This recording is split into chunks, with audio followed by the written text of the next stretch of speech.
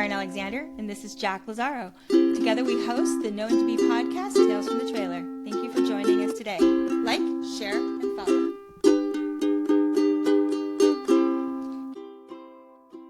Welcome to the Known to Be podcast, Tales from the Trailer, with your hosts Jack Lazaro and Karen Alexander. Today we're in the studio, the remote studio, with Mr. Scott Eddo, makeup extraordinaire. Scott, could you tell us a little bit about your early career and how you fell in love with makeup? Yes. First, I had to realize that I was not going to become a policeman. That was my desire in LA. I'd gone through all the testing, and they said, you've got a bad back. By the time you're 40, you will not be here. You will be let go, and you'll be on, what do they call it when they pay you money? Disability. And I was like, but I was a gymnast in high school and college and all these things. And what? So I told my father-in-law to be, that I was, I didn't know what I was going to do. He said, why don't you do makeup? I said, I don't know the difference between an eyeliner and mascara. I said, and your father-in-law was in makeup at that time. He was a makeup artist. And he said, look, let's get together for 2 weeks. I'll show you some things. You decide if you like them, and then we'll go from there. So for 2 weeks, he showed me things, and I did them. And he said, I think you can do it. I think you should do it. And I was like, I'm thinking to myself, I got nothing else to do.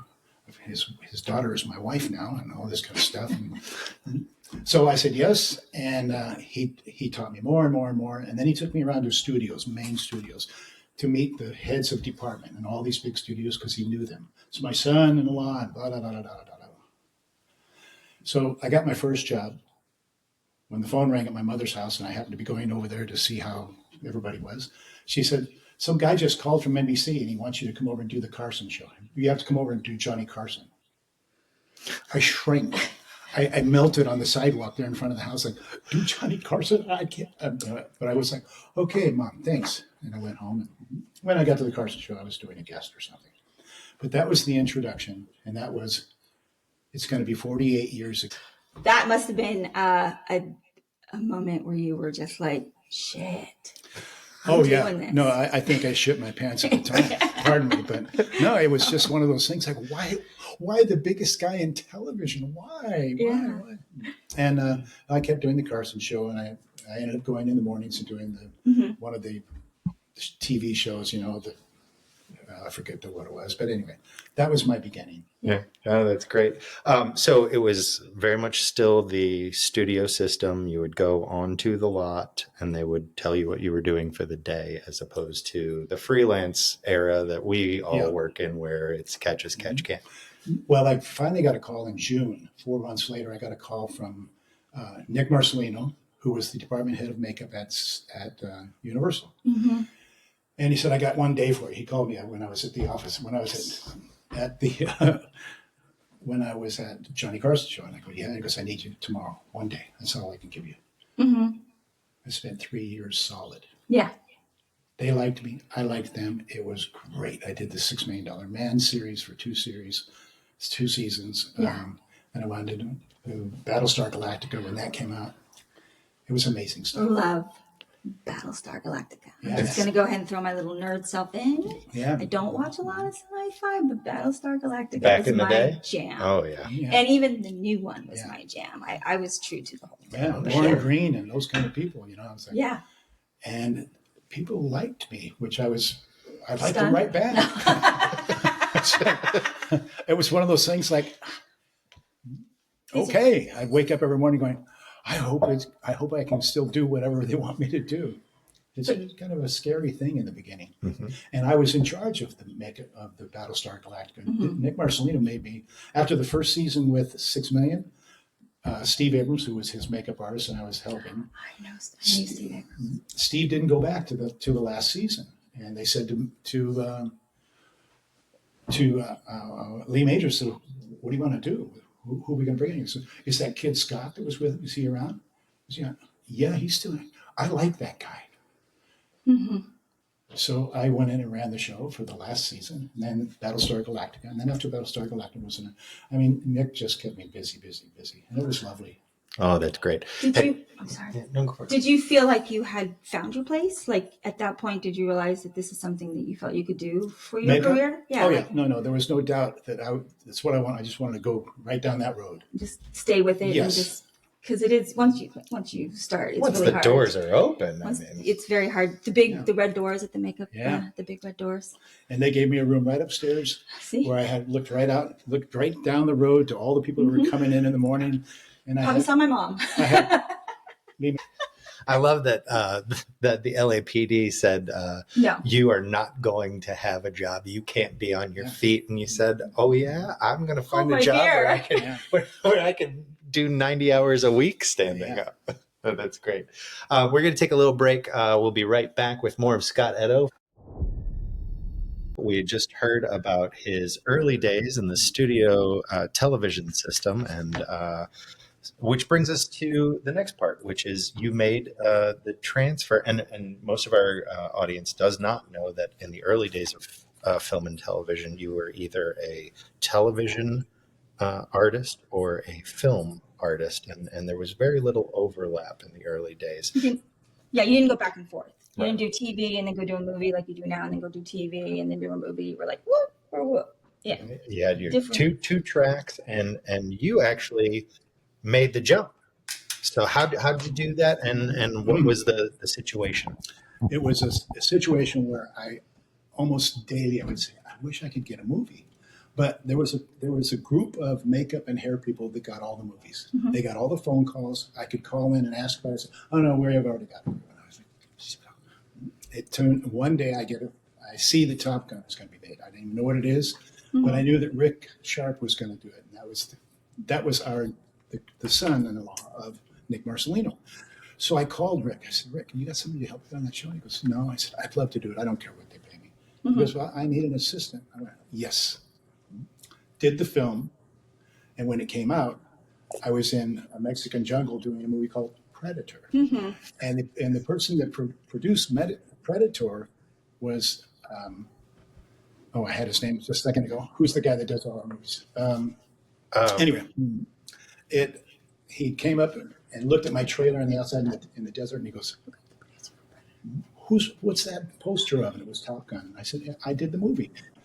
It was Joel Silver. Joel Silver. Then I was doing Predator, and then I did 15 movies in a row for Joel Silver because he kept me there. Yeah. He was a good guy. So the movie world opened up to me. Yeah. And then I went back. I didn't do any television for a long time until I went and did the Jane the Jane the Virgin. Virgin. How did that happen? I'm sorry. Here's a true story. I was like, how did he go from that to Jane the Virgin? Well, especially after all the manly movies. That's what I was saying. Jane the Virgin was being shot in Manhattan Beach Okay. at a studio, which used to be the Marvel Studio. And I lived in right down near Venice on the beach. And I thought, well, I could just zip on down there. When they called me, the way they called me, though, was I was doing a picture in the desert. And we were in Albuquerque, New Mexico. And they drove us way out to nowhere to film. And it was a Mel Gibson thing. And I'm sitting there going, man, I can't even get my phone to work. So I walked up on the top of a hill one day and I'm going, come on, I can't even call my wife. I can't have it. And all of a sudden I go, it's working. And I answered the phone. And this guy asked me if I wanted to do a television show. I said, what is it? Jane the Virgin. And he told me about it. I went, I'll take it. Good. So I got home. I did it for 2 seasons, and then I left. They called me at the end of Jane the Virgin that season. They called me on The Walking Dead and said, would you like to take the job? I said, what's The Walking Dead? And they told me, well, they were looking for somebody, and a guy named Greg Nicotero told our boss that you were a really good guy. So this guy calls me, and we make a deal, and I go do the show. And I thought, by August, it'll be so damn hot, I will not stay here. I didn't go back to Jane the Virgin. They said, we're coming back in August, so you're welcome. Your door's open if you want. Mm-hmm. I never went back. Yeah. I live here now because I was in Sonoy for so many years. We bought this house, and it was great. You love the apocalypse. Let's just be honest. The apocalypse is not so bad. It's the best. I love the apocalypse. Well, the crazy thing about it, too, was that I kept thinking, I actually am glad I'm not doing lipstick anymore for a while. It wasn't anything other than, it was just maintenance all day long. And the people were grand. The stories were fun. I loved being there. It was a motorcycle ride home, up and back. I went down I looked at the beach the whole way going down, and I looked at it this way coming back. It's fabulous. Yeah. But it's I don't want to say basic, but it is the maintenance of beauty or pretty, Yeah. which is a constant. Yes. And there's not a lot of, damn, you really hit that lipstick hard today. You're just killing it, right? And then when you get someplace like The Walking Dead, you get to do some weird shit. Yeah. It's pretty great. But we're putting the cart before the horse because we've got every action movie there was. Glazing over all of the action movies that you did. I mean, we've got let's just in no particular order. We've got Lethal Weapons. We've got Die Hard. We've got later. We've got Rambos. We've got Expendables. It's just a blessed career of special effects and rough and tumble guy movies. So you started with Top Gun, you go to Predator, and then what were you were I think you were working on some show and you ended up leaving that show to go to go the Lethal Weapon train. Predator and Lethal Weapon, Who's That Girl, and Action Jackson and Roadhouse and Lethal Weapon 2. Talk about Who's That Girl. Die Hard 2, and on and on and on and on and on. Mm-hmm. Just it'll take me 30 seconds to get through because the films are just going on and on and on. Man. So you made the successful transition from TV to film with Top Gun, and then you went on this great tear of every action movie that I watched growing up. So not to age anyone. Well, it's okay, I'm with you. I got to tell you what, so many people, when they hear you, that I mentioned 2 or 3 from the 80s, they go, "Oh, I was a kid then." I'm looking around going, "You were?" I'm looking at these are all grown men. As well. Because you're like, I'm still 27. When people say that. Give us a little list of what you did. Yeah. Give us a little list of those movies that people love. Yeah, I mean, throw some names. Go ahead and do a little name dropping and throw some names and stuff out there for us. Yeah, well, I think the names are pretty obvious on most of those titles. Yeah. But after I did Predator and Who's That Girl? Madonna. How was Madonna back in the day when Madonna was still Madonna? I mean, when Madonna was true Madonna. She was fun. I got to tell you, I didn't do her makeup. She had a makeup artist that came in and took care of him. He was a New York guy, nice kid. How old was Madonna then? Like in her 20s, right? She was still fairly. That was That was in the middle of all the hype of all her stuff and everything else. Oh yeah, before she was so famous. But I went after that to do Action Jackson. Remember Action Jackson? With what was his name? He just died. Oh, that was Carl Weathers. Yes. And then I did Die Hard and Roadhouse. Yes, no. Roadhouse is a cult. Yeah, you can't just skip over both those. Well, I did them so long ago, I can't remember. It's not even your. I mean, it's such a great Christmas movie. Yeah, I mean, it's not Christmas until Hans Gruber takes a fall off of Nakatomi Plaza. It's just not. I got to tell you what, that film, Die Hard, was great. Roadhouse was a blast. We shot Roadhouse, and it was just every day was fun. They're remaking that right now. How do you do that? How Patrick Swayze. I mean, for one, the nicest. I did Point Break with him. There you go. The nicest man I've ever worked with. Totally. And Roadhouse is a classic. It is a classic. Yeah. I don't know why they got to remake the classic. I did about 6 pictures with him after that. Yeah. You never heard of the other ones, though. And when you did Point Break, I was off doing something else. They asked me to do it. I forget what it was, but I was doing another big picture, and I couldn't take it, and I felt bad. But my friend Paul Abascal was the hairstylist. Just so everyone knows, I didn't do hair on that movie. I was a office PA. Oh. Gal Friday. Gal Friday, as my mom used to say. It was pretty awesome. But what a fun movie that was. That was a fun one. But because I did look up to see, because I was like, you were doing all these things with Patrick, and then I looked to see if you were on there. Because I was like, oh my God, did we work on the same thing? Yeah, it was a shame when he died. I spoke to him in the hospital bed a lot on the phone. Yeah.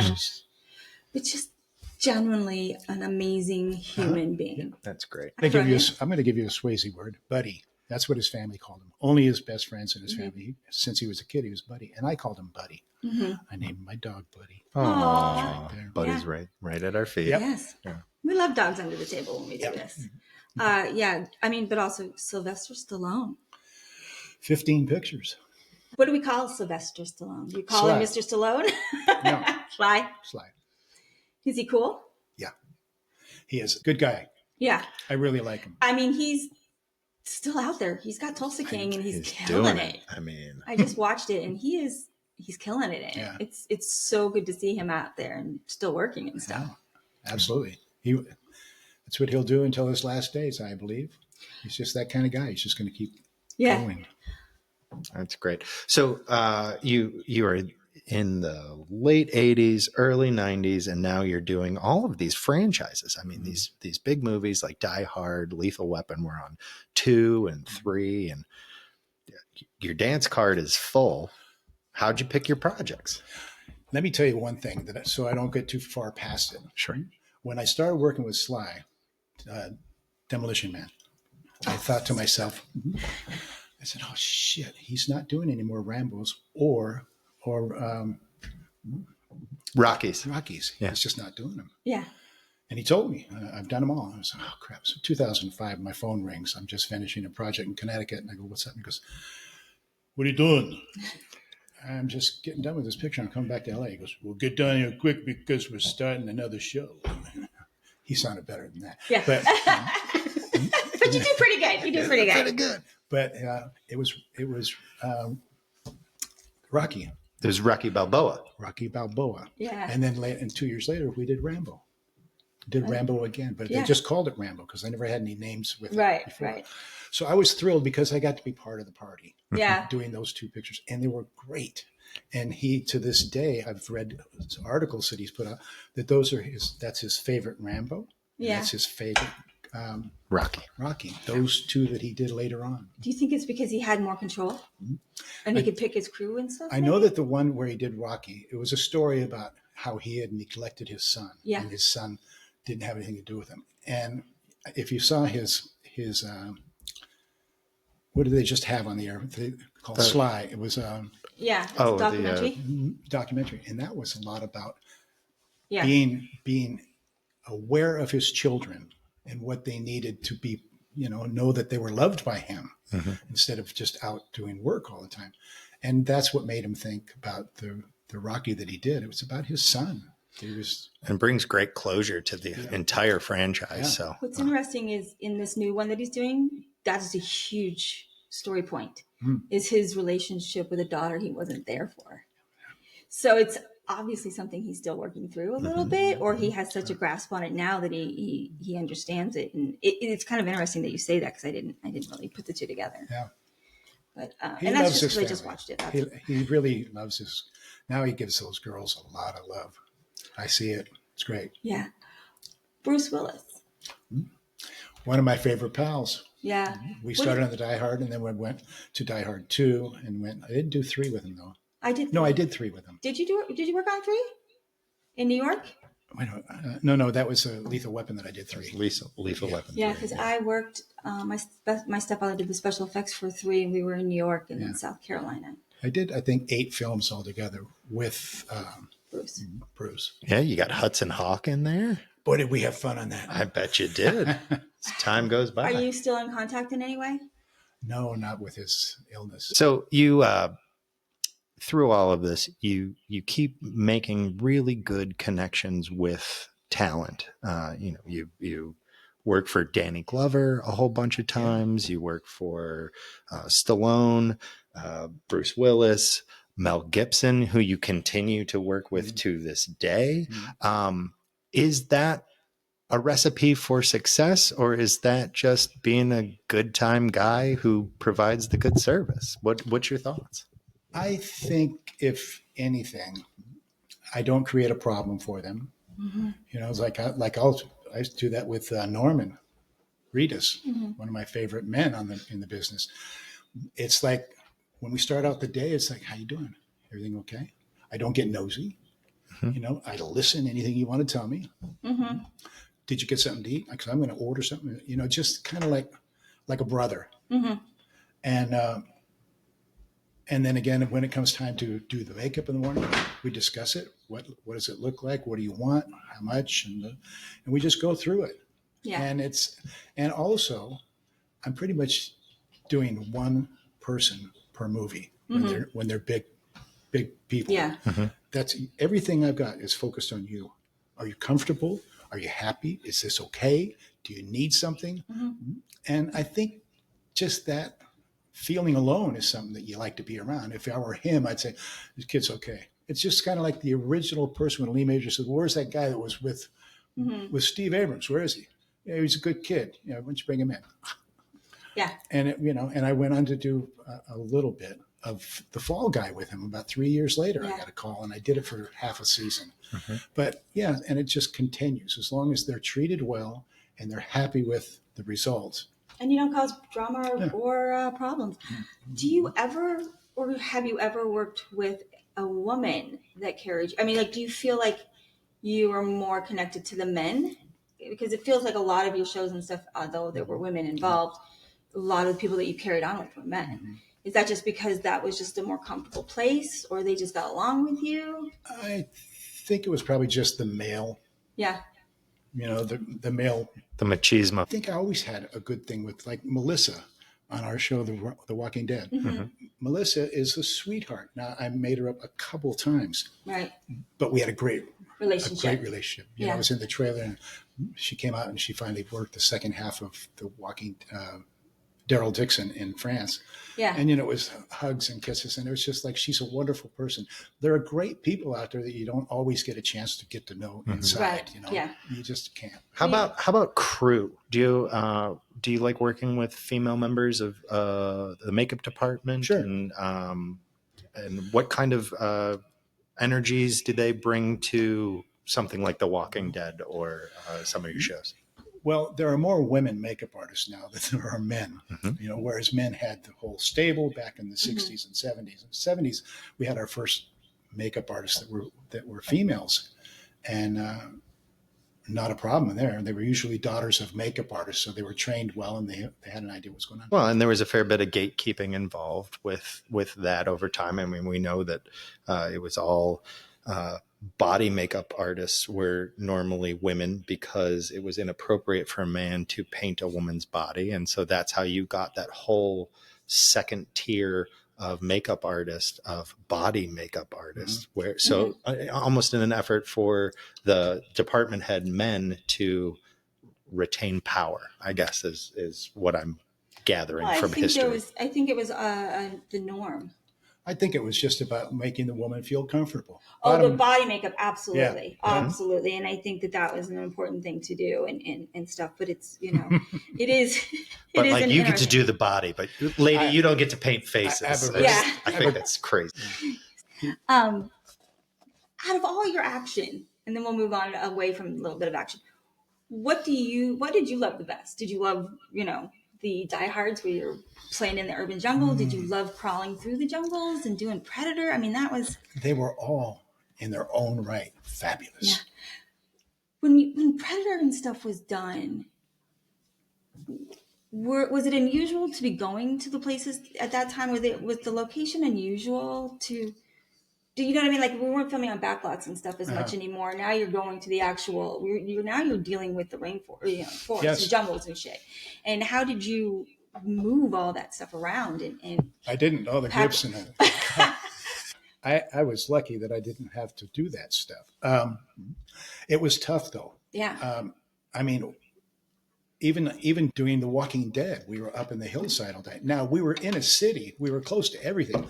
But when you get on the side of the hill and you're going through crap and stuff and trees and darkness and heat and stuff, you didn't have to drive far to get that. You only went down the street, and it was pretty tough. But when we did the pictures, like when I did Predator, and we were way out, we were in Mexico, and we went all the way into the mountains in the middle of nowhere, and it was tough. It was like, you're hot, you're miserable, but you're there. But and the conveniences have changed. We've learned how to carry our set gear better. We've learned to carry chairs with us. Yeah. We've learned to do things now so that even when you're sitting on that hill in The Walking Dead, it's a lot different than 20, 30 years ago when you were in the jungle and you had the cases and you're carrying one bag as opposed to carrying 50 actor bags because we have 50 actors today. That's ridiculous. Well, it's a double-edged sword for sure. No, I know. But I always just had one bag. I'm like that too. I made sure all I did was, it's like going to do the thing with Mel. Mm-hmm. I was going to do the show and there were 18 days and I was like, he's been narrowed down to a few days. Can I just do him? And the producer went, yes, I'd be glad to have you here to do him. I said, okay. So, Yeah. one bag. You know what? I have a set bag that I've had the same set bag. I've bought 3 of them. They just keep moving, and it's small. It's about that big. Yeah. And I'm like, if you need more than this, you're doing it wrong. You see those people with the bags that are this big and they can't get into the vans and and the poor makeup artist now with 15 bags hanging off of them. And you're like, something's got to change there, guys. And everybody always laughs. I'm like, well, if I don't have it in this little bag, I promise you my key will have it in their ginormous bag. Yeah. Mm-hmm. But yeah, when I was a personal, I had a bag like this big. Mm-hmm. And people used to get so angry. And they're like, why don't you have to carry more? And I'm like, because there's this much I'm taking care of. There's just this that I can do everything I need to do with this. Everything that's in You're like, you're carrying a lot more than you need to. Mm-hmm. But it's fear. Yeah. It's fear. You just don't know what you're going to run into until you reach a certain age and a certain comfort zone. You're going to carry everything you're going to carry. Yeah. Yeah. I think proper planning prevents piss poor performance. So, although Jack, I know that you just carry a giant satellite bag. I do carry a mothership. I do, because if we don't have that battle bag and they call for something, I don't ever want to come out of a bag with nothing but an excuse. So that's where I think I learned on Fear. We carried somebody else pulled their Hulken around with them and we'd put extra stuff in there because on Fear we never knew really what we were going to do. But in general, yeah, I don't carry a big bag. And I find that, the change of the many, many actor bags is its own beast. It is its own beast, because it used to be that you would just clean the brush. Yeah. And now people would look at you like, did you touch her face? And now you're going to touch my face? But it's clean. It's clean. I have cleaned it. We have systems in place to make sure everything's clean. But now it's just different set of brushes for each actor. I mean, it feels like sometimes the location shots that are in Mexico or in the middle of the jungle, or again, somewhere in the urban sprawl, it is kind of fun to figure it out. It is kind of fun to be someplace different than on a sound stage. I mean, don't get me wrong. An air-conditioned sound stage in the middle of summer, not a bad thing. But it's so boring at times. Because it's like this. You're looking at the same 4 walls. It's dark all the time. It's like being in Vegas in a casino. You don't have any sense of time and everything else. So getting out into the jungles and stuff is kind of the fun part. The jungles for me is great because normally people are dirty and bloody. Yeah. Yes. That's the truth. No, absolutely. That being said, so many of them, it's like, you put on the dirt and you get the cuts. Now I got to keep the blood in the same area, but the dirt, you never know. It's going to kind of go a little bit. It's not a tattoo. No, you put it on and when they leave the trailer, they look like hell, which means when you get to the set, they're still going to look like hell. Yeah. Yeah. I mean, I get that. I absolutely do. That's one thing I loved about doing The Walking Dead. Mm-hmm. Nobody ever looks perfect in The Walking Dead. And I never really get that, oh my God, there's that one hair standing up. Right. It's like, it's the apocalypse. Yeah. Actually, so for the final season of Walking Dead, we had this crazy thing happen where and I don't know if the audience has known this, but it's a long running joke with The Walking Dead that our heroes are actually the villains. They go into a community that could be fundamentally flawed, but it's a community of people, and they go in and they wreck everything and leave nothing but blood and tears and a trail as they go on to the next community. And if you don't know that about The Walking Dead, you go back and give it a rewatch. You'll be like, oh my Lord, they are the villains. Survival of the fittest. So they get to this civilization and they're over 50,000 strong, and the last season we had to do ball gowns and there was presidential races and it was silly. It was, well, sorry for all you guys that wrote that stuff. But we stuck by ourselves and we did everything we were supposed to. Yeah. I mean we were there with the lip brush and you give them what they want. But there is something I have found recently, the apocalypse. And I love working in the apocalypse. I really do. So good. It's so good. Well, the way things are going right now, all the things I read, we may have that. We may have it, and I'm going to be ready for it because I've already figured it out. The funny thing is, it's like these poor people never bathed, they never ate, they never, on fear. They just never did anything other than just themselves. And it's funny to me, but they never clean. No. And it was coming from, doing pretty to that. I was like, oh my God. Oh my God. But you know what? I think most of the women in that show were still pretty. Oh.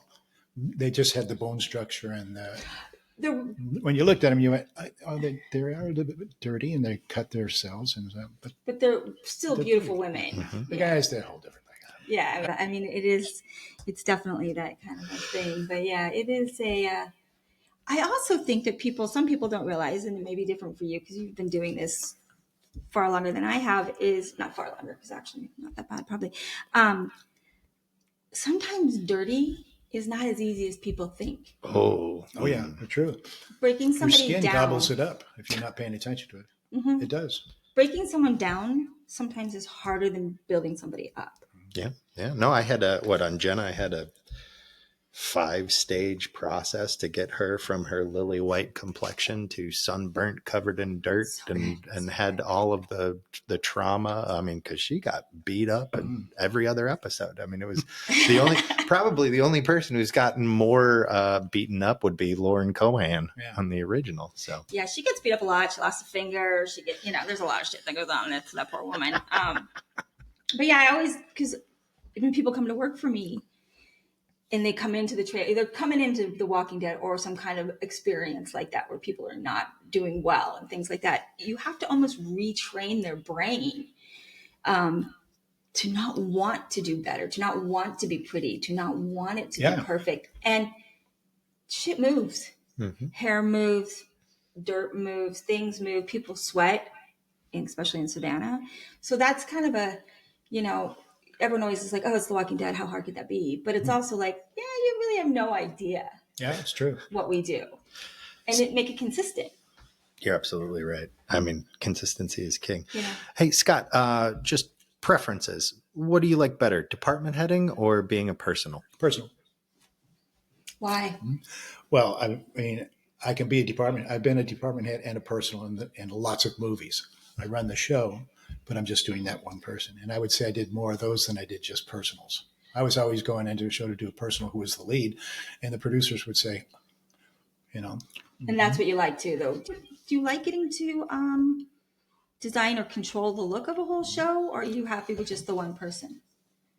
No, we have a discussion before we start shooting, how people are going to look. And I'll give them my idea, how I would do it and things like that. And then I let it go. It's like, you guys are all... Right, you trust your crew to do what you've asked them to do. I just didn't know if it was something that you enjoy doing is the entirety of it as opposed to the single of it. No, I do enjoy the entireness of it. Yeah, you're part of the program. We're hearing some great stories about the 80s, 90s, and today. That was in between the stories. We didn't tell them. Right. Some of these things we can't say. But then right around the 2010s, we start working together in New Orleans. And I really loved the string of movies that you did there. There were a couple of Sly movies, like the first two Expendables.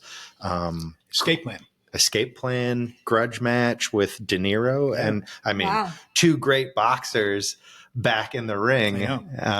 But by that point, Sly had a back full of tattoos. So how did you tackle that? Interesting. Right? I did not know that about him. Okay. That scared the crap out of me. As he called should. me, he goes, "Hey, so I'm going to do this picture and I'm going to be in the ring and I need all my tattoos to disappear." And he has shoulders. They come down here. He comes down to his chest and his back all the way down the side frame, like to the bottom of his. It's like Yakuza intricate too. And it's beautiful stuff, and it's stuff that means something to him. And he goes, that has to disappear. He said, "You got 3 months until we start." And I was like, well, thank God I got 3 months to figure it out. So I went to a couple people and got some things made up where I could shoot latex, shoot out of the air gun. out of there. But I had one of those, like somebody painting underneath your house. Yeah. That was the kind of trigger I had. The compressor. Compressor. I had a compressor that's huge. It's this wide and this tall. It looks like an old school computer tower. Yeah. That's how big it is. So I hooked that thing in and I go over to his house and I go, here we go. And I'm spraying packs on him is what it's doing. But it's the color of his skin. We did a lot of research. And I'm and in about 15 minutes, I said, okay, stand up and look at it. And he goes, hey, I'm telling you, you're good. Hey, it's probably the best I've looked in a long time, man. Yeah. I was very happy. I was able to put it on. He was directing the film, so he'd come in the morning to get makeup, get things covered. Oh, and then he decided that he wanted a tattoo over it on his chest. Oh, that's always fun. Get everything, and then he wanted to put one that he was in the military. So there's this big military thing on there on his right chest. So anyway, we got that done. And the first time he got in the rings and he starts punching out and everything, they go under the ropes and stuff, and his back comes to me, and I look and I see this like horrible mark on his back because he tore the packs off when he hit the ropes. And so I ran out there with some liquid stuff and painted it real quick. And then after about the third or fourth time I ran out there, I said, wait a minute, you know what? It looks like a bruise from here. And I let it go. And it was perfect. It didn't matter because all the color on his flesh, something was coming up, whether it was red, orange, or purple or whatever. And it didn't matter because it was looked like bruising. Sure. And when you start going round after round and they're in the ring, their skin tone changes because they've been, flesh with they blood. got their blood pumping. Was that early days for tattoo covering? Like when did makeup have to start covering all tattoos? When tattoos got really, really popular, which was like in the probably 90s. I'm guessing. That young? I think so. Well, because if you've put stuff on that is not plausible on the scene just for people to see certain things, you got to cover it up. But we did it with cream. With anything we had. Now we've got great things. We can put stuff on them and it lasts all day. But it took a while to get to that point. But getting him all covered was, for a little while, had me scared. Well, it's such a physical role as well. So it's not like you're covering him up and he's just going to be standing and talking. He's moving and rubbing up against things and making it even a little bit more difficult to maintain, I would imagine. Yeah. And then to go to the complete opposite extreme, we did a film called Bullet to the Head where they wanted a couple of Asian guys to keep. And they wanted, like Yakuza level, putting on a big chest piece and adding it to those things. But we were under the gun there. Can you tell us a little bit about that? Yeah. On Monday morning, Walter Hill, the director, came out and he goes, hey, I got these two Asian kids who were in the scene. One of them is getting tattooed. And I want some tattoos on them. So I said, okay, when are we shooting it? He goes, Wednesday. Now it's we're talking about 48 hours away. I'm like, so I get on the phone and I call a buddy of mine, Rick Stratton. Strat-tats. Yep. He's always been there for me. I say, here's what I need. And I got to have it shipped here by Wednesday morning or Tuesday evening. And he said, well, it just so happens I have a back design that was negated by the people that ordered it from me. And they sent it over. And it was a beautiful thing of about some shape of like a dragon. It was a fish. It was a massive fish, and it took up his whole koi back.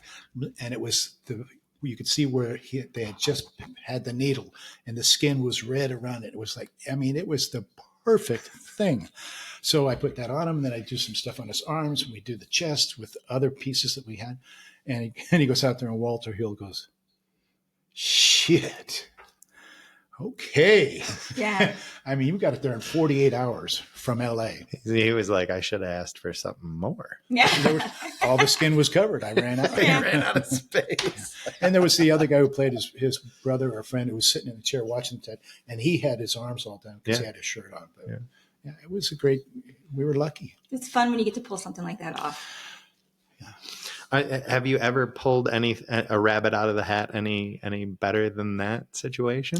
Not when you look at the beauty of it. It was a magnificent tattoo, and it was already made to look like it was just getting done on the table, because that was what she's doing. She's just finishing on the table, and it's like it's red and it looks sore and it's beautiful and it's Nice. yeah. It was pretty great. It was this. I'm not kidding you. It was this wide at the top and came all the way down. Yeah. Crazy. Nice. It was great. It was great. I took all the credit. That's all right. As you should. As you should. Well, now's the time. Thank you for all of that, first off. But now's the time on the podcast where we like to ask some hard-hitting questions. So for lunch, are you an eat, work, or nap person? Eat and nap. Eat and nap. He's Solid a choice. fast eater. How fast can you eat a meal? Oh, I can eat right before I fall asleep. Yeah. And I'm like 5 minutes, Yeah. whoop, and then I get a 20-minute nap, and then I gotta go to the bathroom. Solid. It's a solid way. You got to refresh. I very rarely would go to the caterer, not because I didn't like their food. I didn't like the time I lost going to them Yeah. and getting and then coming back. And all of a sudden I've got 8 minutes left in my lunch hour. And that's not a lunch hour. It's a lunch half hour Yeah. or something. It's like, Yeah, I'm a napper. I'm a yes, very much so. What do you think is the best strength to have as a person working in this industry? Something that helps you get through it. best strength? You Best mean strength. mental strength? Mental strength. Probably to know when to shut up. Okay. Jack has not Seriously. learned. Yeah. There's a lot of times I think things and I go, not worth it. Just read the room and Yeah. not say the words. That Okay. Interesting. What was the biggest mistake that you made in your career? I don't think I can tell you that. Fair enough. If you had to That's do for it the over after again. dark hours. I like a good after dark question. No, there are times when I've got something on camera that I look and I go, shit, that's on the wrong side. My mom said the parts would move. The hair part would change. No, I'm talking about it. Maybe I had a little blood over here and it should have been. Yeah. So I'll go in and I'll go, hang on a minute. Let me see, Let me see how that's and then I get the move it over. They don't know what I'm doing. I'm just making a change and I'll go back and I'll say, that was on the wrong side. Don't let that be. Yeah. I'll go to the scripty and say, We've all done that. Yeah. We've all made that No, mistake. we definitely have. I don't want the actors, To know. well, I don't want them to feel I better start keeping track of what this guy's doing. Right. Mm-hmm. Well, not only that, they're getting ready to shoot, so they don't also want to be thinking about what they're looking like and things like that. What is your favorite jock jam? What is the favorite what? Jock jam? I don't know what a jock jam is. That's okay. I didn't know what one was either, so take it away, Jack. So a jock jam is the music that they play at a sporting event in between the innings or the quarters or right before they're firing the t-shirt cannon to get the crowd pumped up. Yeah, that's a jock jam. And so the question the story behind the question is everybody likes to listen to different music in the trailer. And on the last show, we couldn't find something, a genre that everybody liked, or if you liked Motown, you didn't like Motown for 5 weeks. Yeah. So we'd have to change it up and we would put on, one day we hit jock jams and it was all, we didn't either, but then it was like pump up the jam, pump it up. It was I'm Journey, Don't Stop Believing. That's my jock jam. That I put that on and everyone sings and they're happy and they go take on the day. And Jack's is Rock and Roll Part 2 by Gary Glitter. Although Tim would tell me, no, that's not my favorite. And what would he tell you was? The Bust a Move by Young MC. So the question is, do you have a jock jam? Do you have an inspirational song to get you going that you play when you're, out riding or anything? Do you have that moment ever? Yeah. There's Can a you song, say it? Yeah. No, there's a song called I'm Driving Home for Christmas. Okay. And it's by, his name is, I have everything in the world he's ever Can made. you sing it?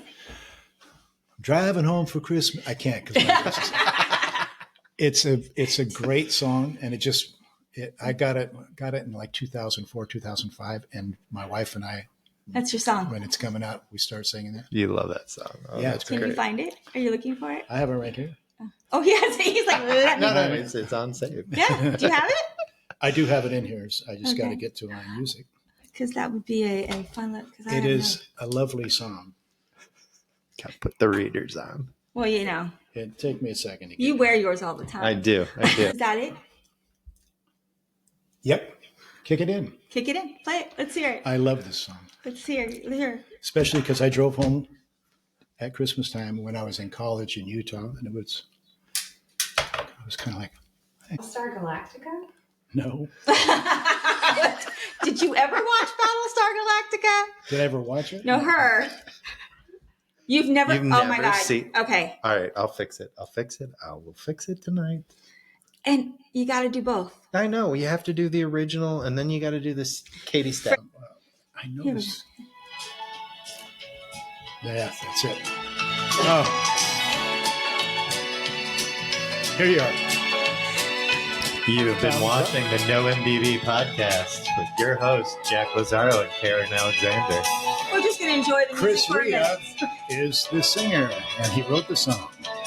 Driving home for Christmas. I can't wait to see those faces.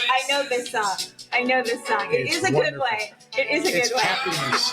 It's happiness. Okay, this is going to become our song. This is a new it. jock jam. This I is don't it. care if they've never is it. played it at a sporting event. This is a new one. Those- Thank you so much for joining us today. Scott, thank you for having me. Hey, it was a pleasure. What a way to finish. Driving in my car, driving home for Christmas. Well, that was amazing. Talking to Scott and about the years and years of his experiences. Wow. From the And, red door on. Right? I mean, it's yes, absolutely the red door. I mean, he started in a studio industry complex and turned it into a life, and a life that I think that he's really enjoyed. What a blessed career. The man has been touched by the hand of God, honestly. He's been at the right spot at the right time and just right there. I mean, he's made relationships over decades and over years That are still valid and viable today. I mean, I was lucky enough only to work with him for a short time. Not lucky enough that it was only a short time, but lucky enough to work with him for a short time. And we, it was a walk back in time a little bit for me towards the industry makeup artist, which is, been around forever and is knowledgeable and had every trick up his sleeve. So it was kind of fun to get to work with some of that. Yeah. No, the thing that I love about working with and for Scott is he is always a problem solver, and he is always he will share the encyclopedia of knowledge without any gatekeeping. It's a craft, and he wants to impart the wisdom to everyone that comes in contact with him. And it permeates from every bit about him. As you could see from all of the stories, what a joy, what a great man to be around. So thank you, Scott, again, for spending the time with us and sharing your stories. Thank you, Scott. All right, this has been the No NDB podcast, Tales from the Trailer. We'll see you next time. Like, follow, and subscribe.